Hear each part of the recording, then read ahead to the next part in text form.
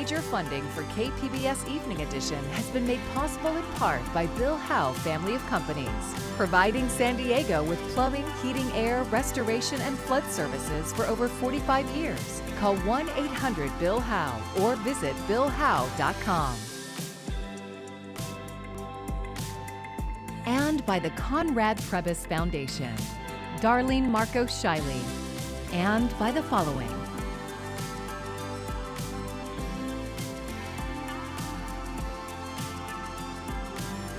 And by viewers like you. Thank you.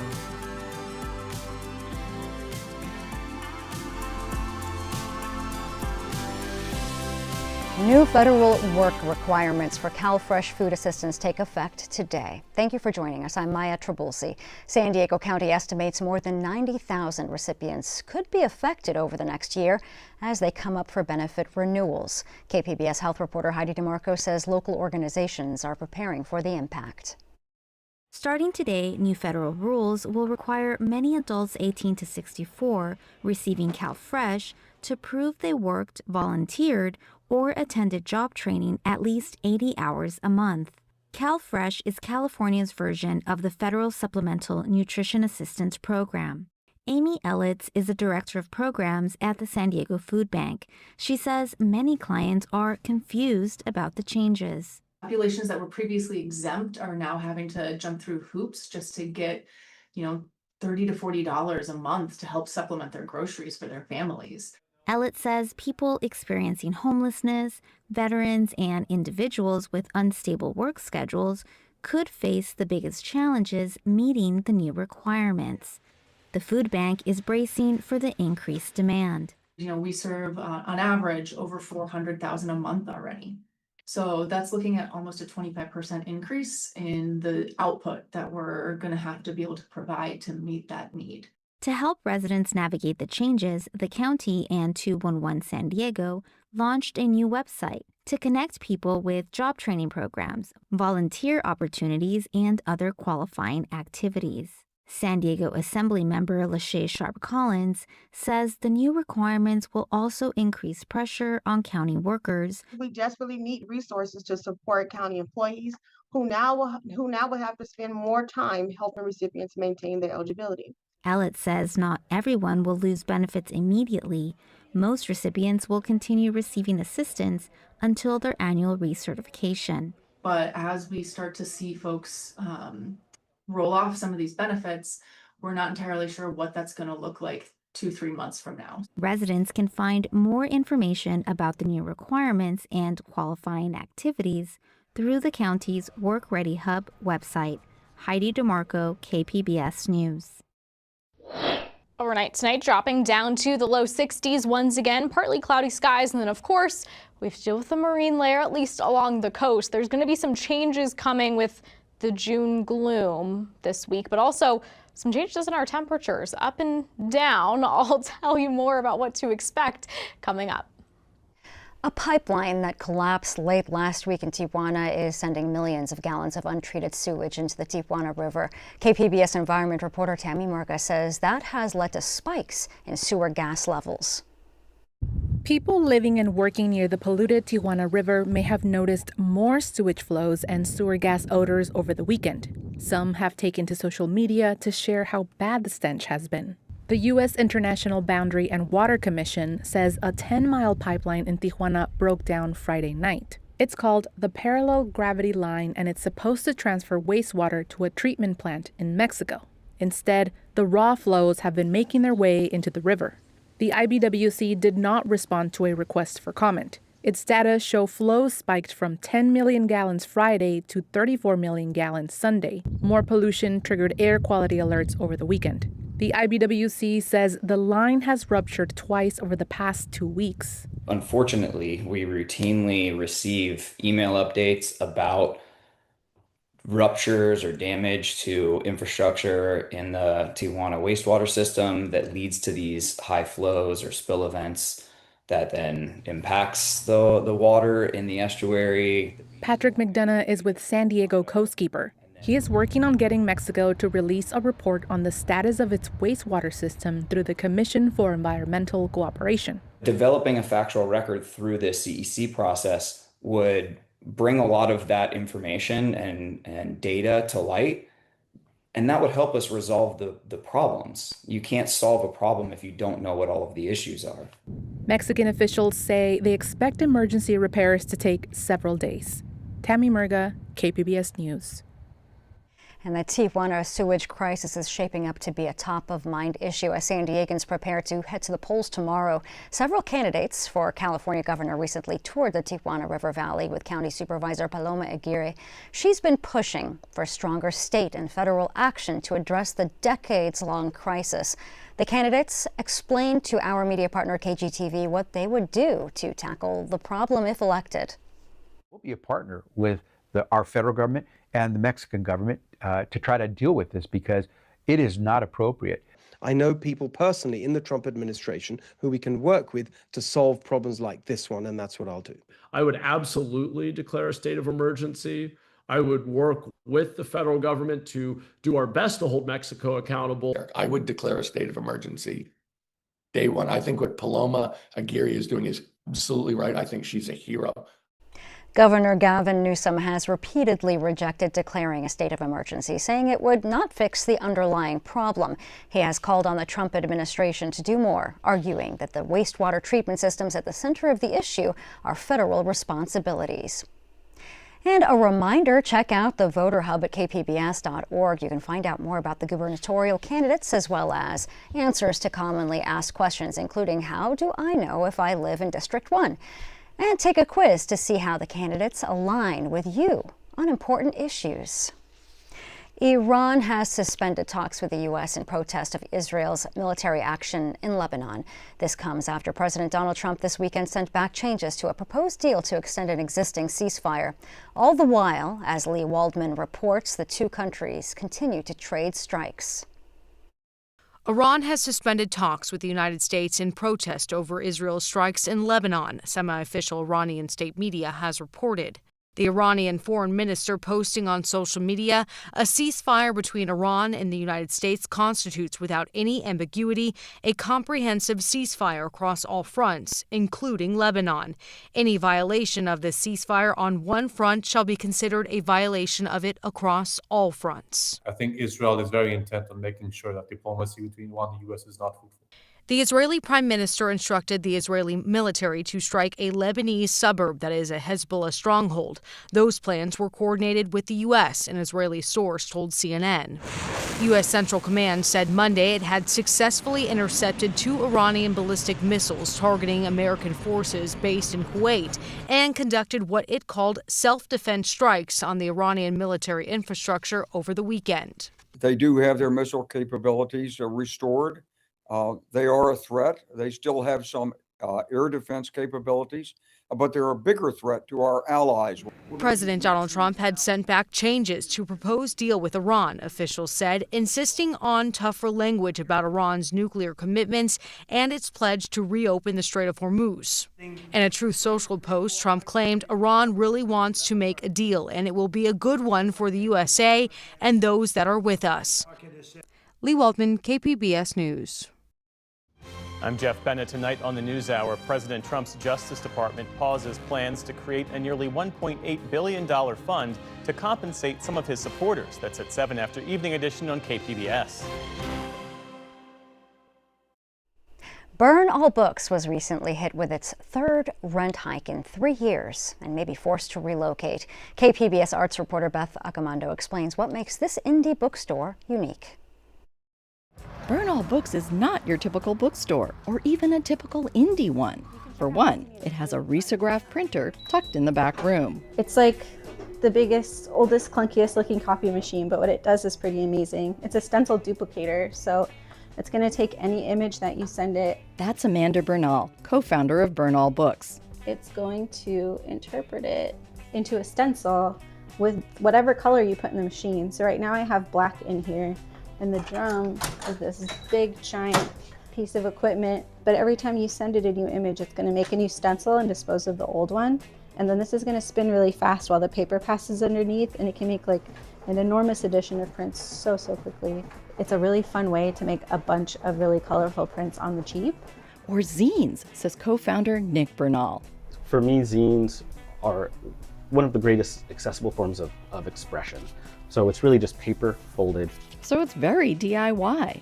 DIY is like our ethos. It's kind of like our guiding light is not just DIY, do it yourself, but do it together, to do it in a place where you're participating with other people. I think the social aspect is a huge part of this. That makes Burn All Books special. It became a launching pad, a community hub that now includes scanners, an archive for San Diego zines and ephemera. It began as an archive and it expanded to become our 501(c) nonprofit organization. Basically, it's sort of the umbrella that all of our programming and our organizing takes place under. We invite people into the space to make zines, to have like active participation with other members of our community around art. So for the past year or so, one of the biggest kind of projects of Scanners, creative projects, has been the gallery space. We have all this print, all this ephemera, all this culture in the space, and the gallery allows us to lay it out in a larger form and step back and really be able to appreciate it. And appreciate how the art can really hit home. This is a piece, Cancel Rent. It feels very appropriate at the moment. That's because the building Burn All Books occupies on Adams Avenue has once again changed owners. And our rent's about to go up for the third time. In July, we're set to be paying close to $6,000 a month. That's a lot for a 1,200 square foot space, shaped like a pizza slice. Our landlord has residential units attached to the building. From the look of what they're asking, they're not going to back down from the price that they're charging us here. Plus, the city just installed parking meters on Adams Avenue. So even if we were to stay here, I can't imagine what kind of impact that would have on our business. It's hard to imagine any other business in this joyfully cluttered space that invites exploration into its nooks and crannies. It's stressful to think about moving all of this stuff. Some of the elements that we've built into the building. It's crazy to think about the amount of work we put into customizing it and figuring out how it should all work. Amanda ponders what could be lost if spaces like Burn All Books go away.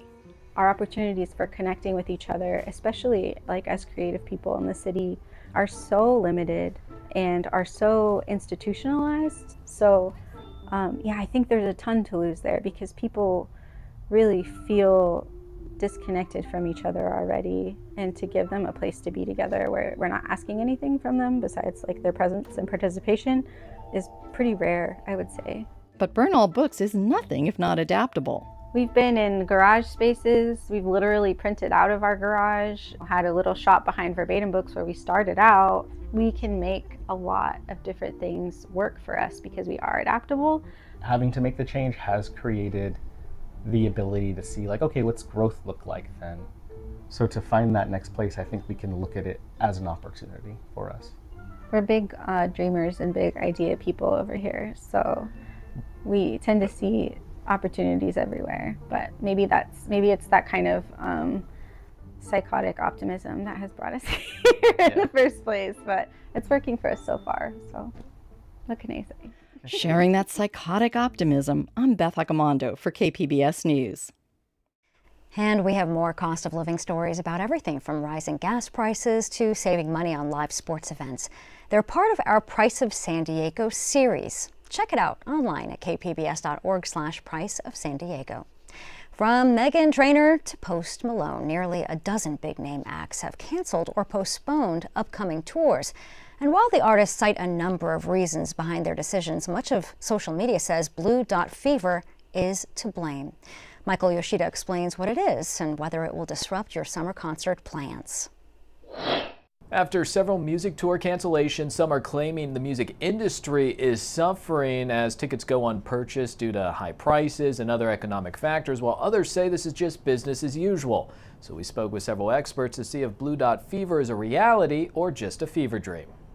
Canceled concerts provoking online buzz of Blue Dot Fever, a reference to ticket buying platforms and the blue dots you see that represent unsold seats. Venues and promoters, the people who organize the concerts, they write their contracts with the agents and the managers who work on behalf of the artists with a certain break-even point in mind. Music professor Andrew Mall says that could be 60 to 70% of tickets sold. If they see a sea of blue tickets, then they do a cost-benefit analysis and decide, hey, we're not going to break even, we're going to lose money on this venture.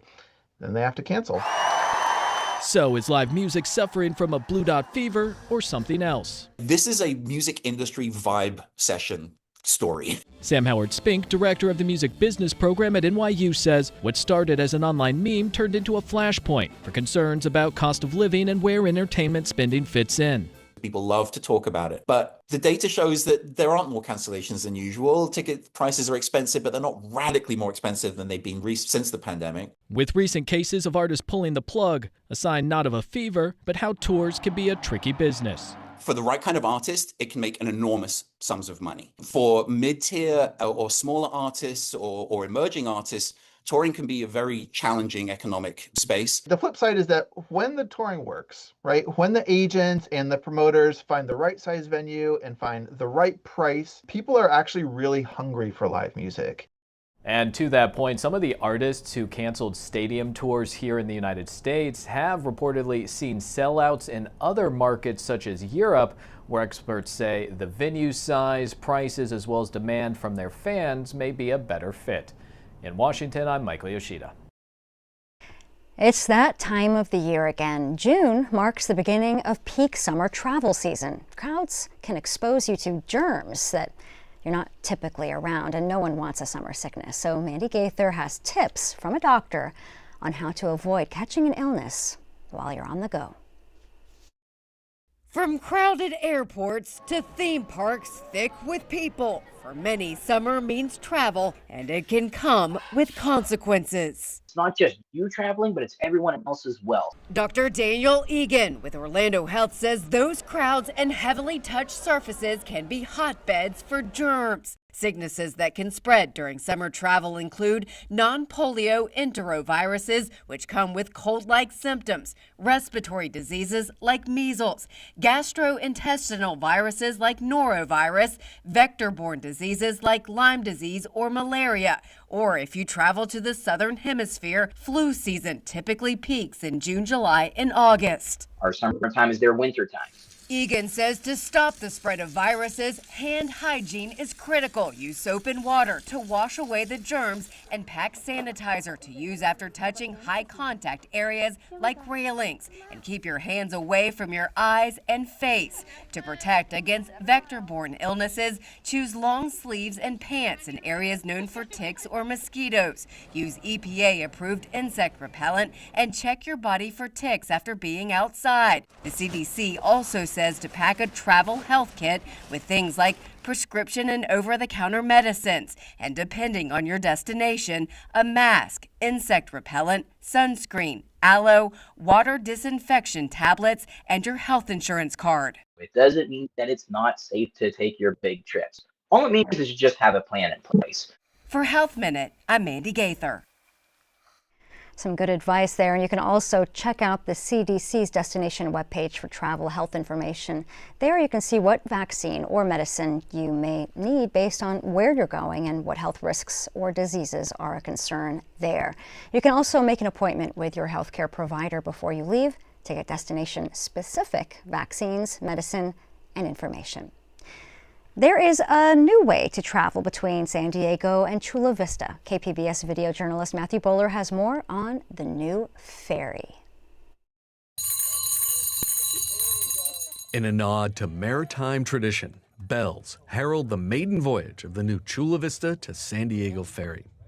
Mayor of Chula Vista, John McCann, says the ferry will be more than just a fun way to get downtown. Economically, this is a game changer. This connection will bring more visitors to Chula Vista, supporting our local businesses, restaurants, small entrepreneurs. It will also make it easier for residents to access jobs and opportunities throughout the region. Ann Moore, chair of the board of the Port of San Diego, says the ferry has been a long time coming. That's why a future ferry terminal was included as part of the Chula Vista Master Bayfront Plan from the very beginning. The 30-foot-long diesel-powered boat is called the Balboa. It's owned by Flagship Cruises and Events, and it can take 32 passengers from the Chula Vista landing on Marina Parkway to the 5th Avenue landing behind the San Diego Convention Center. Moore says new waterfront development doesn't have to increase traffic. And that's why we want to provide multiple options to get around, like the Bayfront Shuttle, as well as the expanded Sweetwater Bike Path. It's about making it easier for people to enjoy our waterfront. Traveling on the ferry will take about 45 minutes each way. The Balboa can go 10 knots, or about 11 miles an hour. But speed isn't the point of this ride, according to Mayor McCann. Environmentally, this is a step forward. By offering an alternative to driving, we're helping reduce traffic congestion on our roads, lowering emissions, and this is about building a more sustainable future while improving the quality of life. Thank you. Permission to board? Permission granted, sir. A trip on the Balboa will cost $15 each way, and the ferry will make 6 round trips a day. Bye. See you in San Diego. If you do miss the boat, you can always catch the trolley. Matthew Bowler, KPBS News.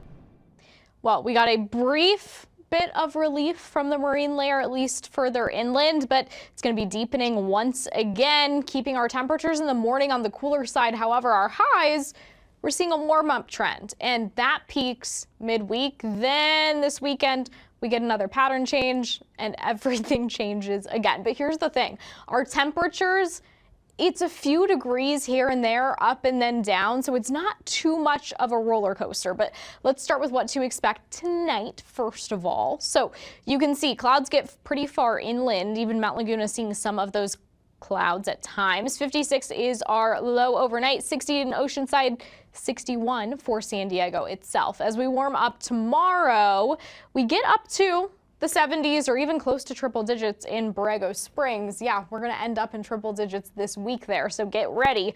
82 in Morona, 77 in Escondido, and 70 over into San Diego. You can see along the coast and even further inland, we do have some clouds at times, but still plenty of sunshine to enjoy after the gloom from the marine layer kind of clears out during the day.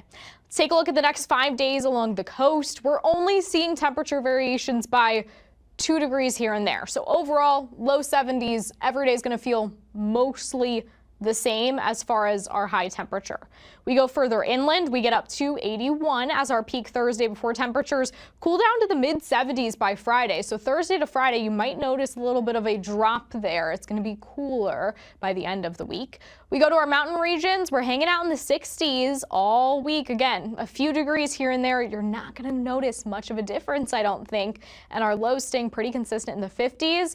We do start out a bit warmer Thursday. We go from that 52-degree low to the 57-degree low. Then we get to our desert regions, and this is where we got to talk about heat-related illness. We got to talk about hydrating, all that good stuff, because we are back to the triple digits by the time we get to Thursday. And really, 91 versus 101, how much of a difference do you notice? Either way, though, it is going to be hot. It is feeling like summer. For KPBS News, I'm AccuWeather's Anna Azalian.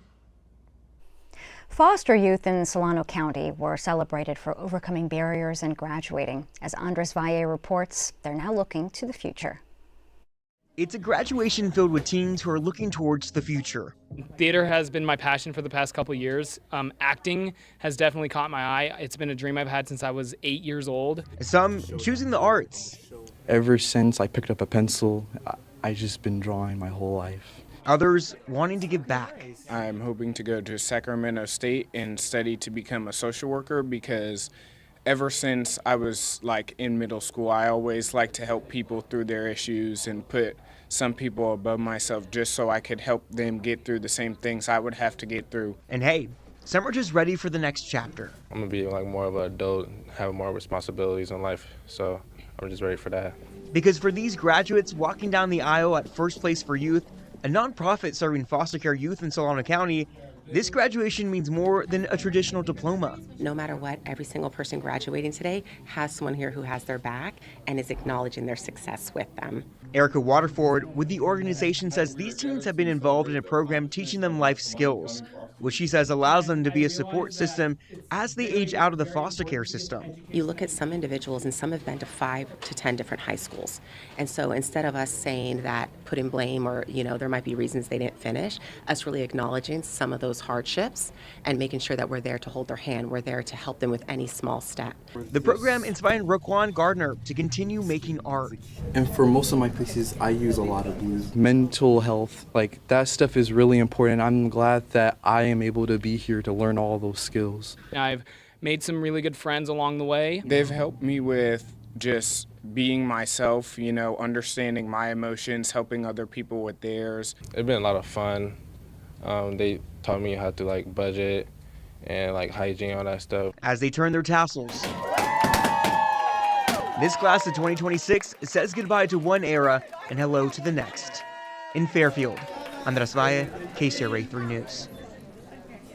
And congratulations to them and all graduates. Here's a look at what we're working on for tomorrow in the KPBS newsroom. NPR's Morning Edition takes a look at new research suggesting younger college graduates have been sidelined by remote work in recent years. And tomorrow is Election Day here in San Diego County. KPBS Midday Edition is discussing the top races to watch with 2 political scientists. You can find tonight's stories on our website, kpbs.org. Thanks for joining us. I'm Maya Trabulsi. Have a great evening. Major funding for KPBS Evening Edition has been made possible in part by Bill Howe Family of Companies, providing San Diego with plumbing, heating, air, restoration, and flood services for over 45 years. Call 1-800-BILL-HOWE or visit billhowe.com. And by the Conrad Prebys Foundation, Darlene Marco Shiley, and by the following.